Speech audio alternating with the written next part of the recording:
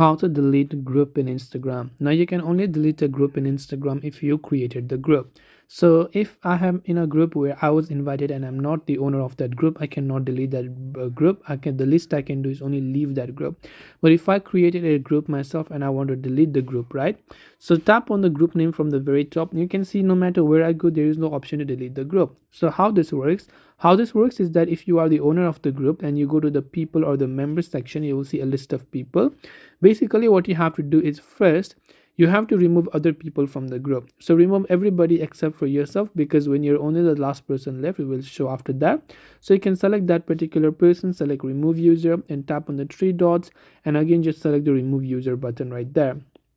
Now when no one else except you are left in the group, you have to leave that group, and then that group will automatically be deleted. So make sure there is nobody else left in the group except for you.